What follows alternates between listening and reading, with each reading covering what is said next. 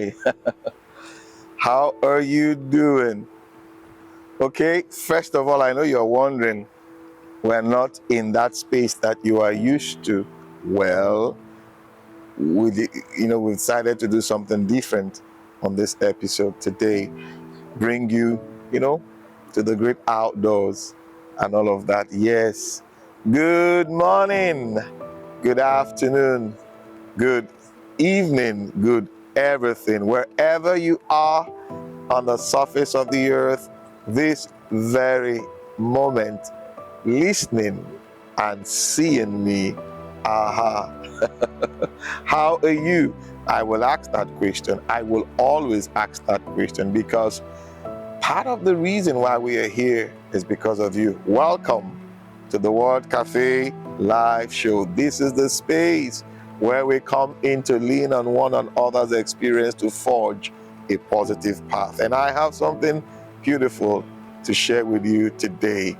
Yes, now, before I came on, I was ruminating on a thought, storytelling.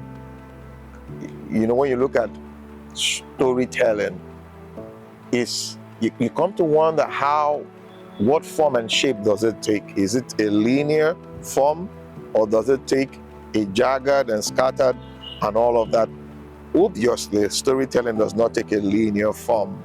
It takes this pattern, like, you have peaks, troughs, and all of that. But somehow it's a human thing. We come to piece it together to make sense out of it all. I'm not here to tell you about the story. Nah, I just wanted to, would you call it breaking the ice moment? So what are we going to be doing today? Yep. It is something that we all somehow are engaged in it. There is this craze, this buzz, the AI thing. You see all of us talking about AI, being driven AI, and what have you. And I know I've said it before on the show. It feels like we're ceding our humanity to AI. But there's something about AI. What powers AI? Yes, what is AI even in the first place? Artificial intelligence. Yep. So what powers it? What drives AI? Is it the human energy? Is it the earth? I have something to read for you, and we'll pick it up from there. Yes, the earth is powered. The earth is powered. Our physical environment powered by an energy source. Yes. So I came upon this report, or I wouldn't call it the report per se, an analysis, by a very good friend. She's been on the show before. An avid reader. I love her zest for reading and how she comes about her thoughts and all that. Her name is Timi Isoboye. Yes, that's her name. She's been here before, and it was a lovely experience. Anyway, and this is about the physical world powering our digital dreams. It feels like the world is high on the AI opium. I must use that. If you check online materials today, all around us, you keep hearing AI, and it's like, hello guys, slow it down. What powers AI? What powers our digital environment? The physical world powers our digital world. I will explain, but let us jump into it right now. In an age of apps, AI, and cloud computing, Ed Conway reminds us that nothing digital exists without the physical. Did you hear that? Just like when you read scriptures, he said, what is seen was born from what was not seen. So the unseen has the energy that fuels the scene. I hope you're catching that, okay? Vast mines, some deep enough to swallow the Burj Khalifa whole, supply 6 raw materials that shape the climate, geopolitics, and global inequality. These are things that we really don't take note of, or we don't notice it, as it were, the general public, but they are real. The 6 materials. Now listen: sand, yes, silt, sand, that thing underneath your feet. The most extracted resource gives us glass, concrete, silicon chips. You heard me. High quality sand is so scarce that Dubai, surrounded by desert, imports it from Belgium. The US-China tech war is a battle over sand-driven silicon. You heard that? The sand-driven silicon, like Silicon Valley will tell you and all that. 2, salt. Shaped traditional, as in trade routes, tax systems, and wars via gunpowder. Today, it drives the chemical industry, producing fertilizers, PVC, and pharmaceuticals. You heard that. Iron, transformed into steel, built the modern world from the Eiffel Tower to EVs. Most manufacturing machines are steel-based. China, using Australia iron ore, produces over 50% of global steel. An entangled geopolitical supply chain. Copper powers connectivity and the green energy revolution. Every switch we flip needs it. Demand creates risk and opportunities for producer nations like Chile and the DRC, that's Democratic Republic of the Congo. Oil, the famous oil, the world's most politically loaded commodity, fuels, transport, plastics, pharmaceuticals, agriculture.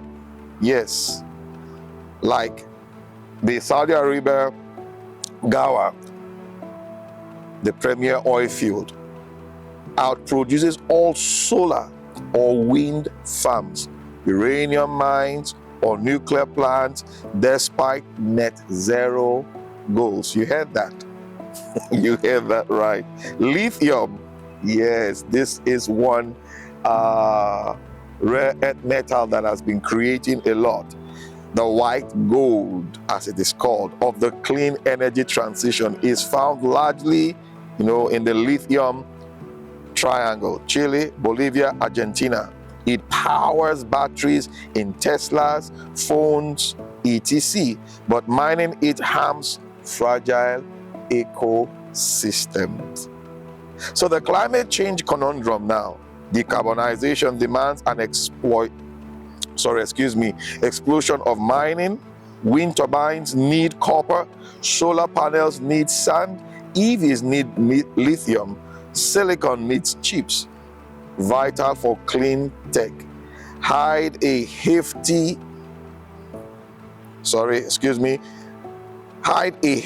energy footprint. In 2019, we extracted more resources than in all human history before 1950.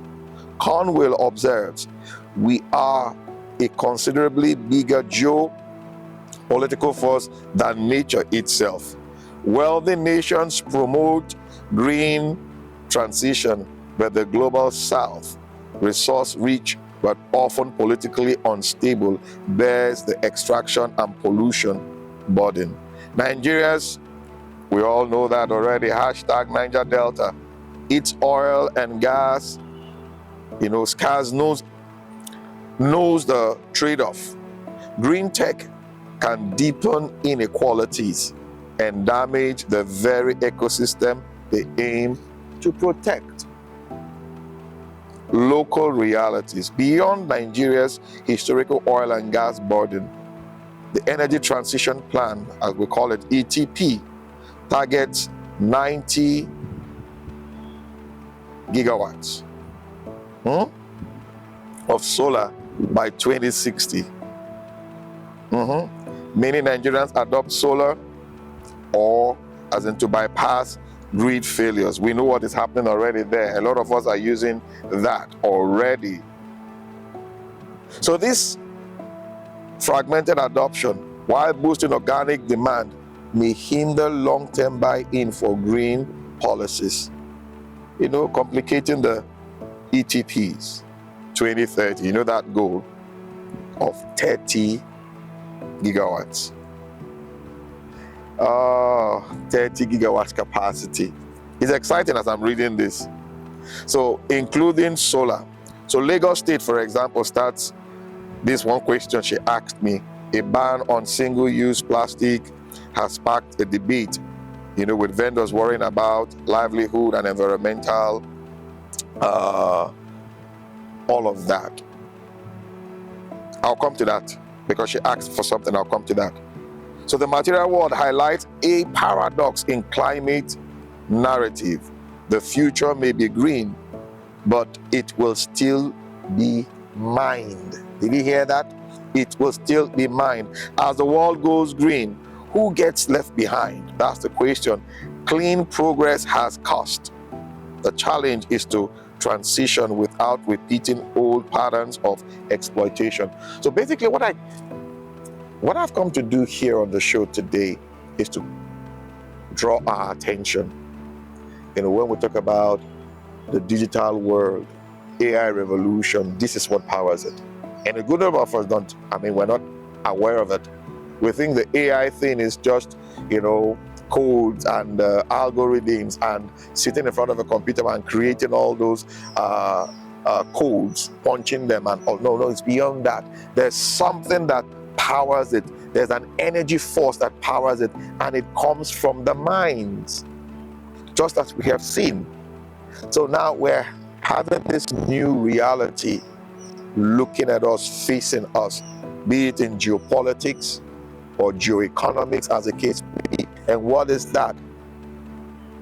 The AI-driven organizations who are making large investments are also looking for those materials that will power this AI revolution. Yes, the rare earth metals, the silicons, sand, the lithium for the EV batteries, and all of that. So they are now looking for it.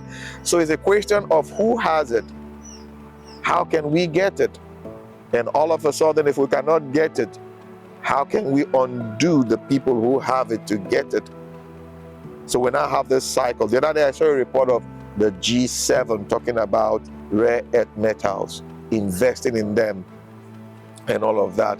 And like I just read out, the global south, which Africa falls in, we're rich in rare earth metals. Even Nigeria, for your information, Nigeria, yes, we're rich in rare earth metals. And certain conflicts that go on globally, if you look at it, it's not unconnected with resources, energy resources. In the Congo, where now some part of East Africa.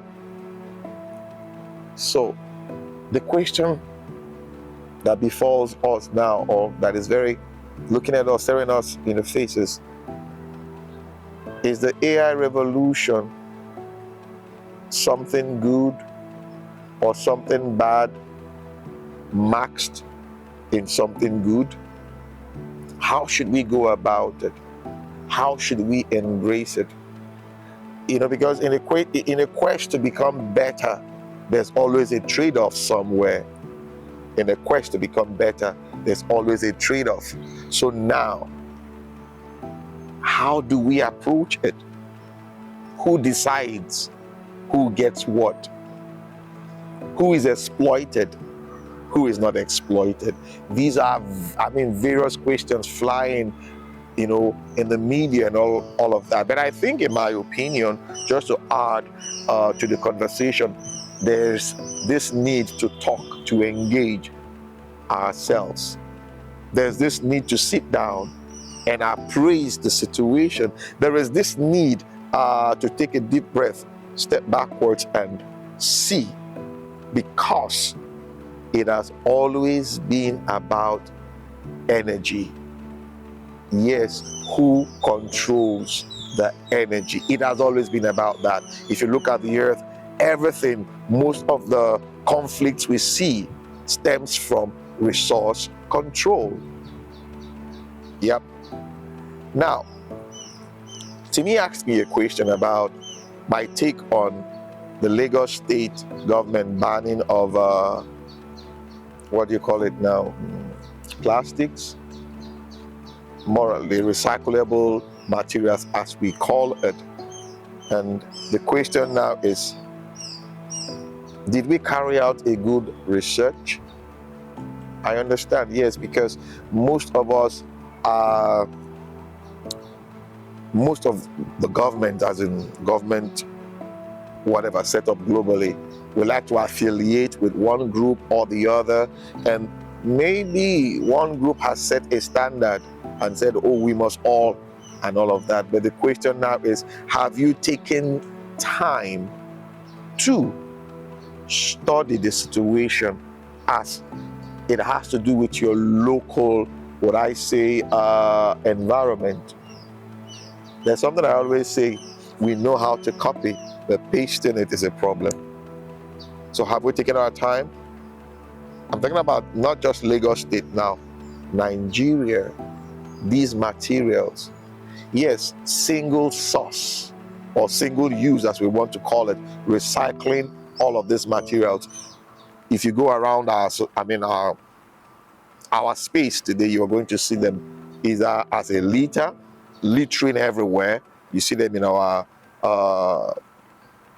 trash heaps and all of that. But we have not taken time to study, carry out a study to know, okay, we have an issue with this, we have a problem with this, and this is our solution. Not an imported solution, but a solution that we have sat down to look at, gather the statistics, look at our cultural nuances as it plays out, and not just to take it hook, line, and sinker with the fisherman, because somebody said that, or it came from the West or something, and we're just picking it up. That's what I came to do on the show today, guys. That's what I came to do on this episode of the World Cafe podcast, for us to look at the AI revolution, our digital future, vis-a-vis the physical world. Because there must be a balance. The minute there is an imbalance, it will tilt. What does that mean? Conflict ensues. But when there is a balance, there is an equilibrium. You see, things are moving as they should. But when that balance is distorted, equilibrium is affected. What happens? There is a tilting, and before you know it, disaster ensues. But that is not our, should I say, goal. That is not our desire, but we should pursue it. Well, I hope this has given you what I call it an aha moment, illuminating your mind to think differently about the AI revolution and the digital world.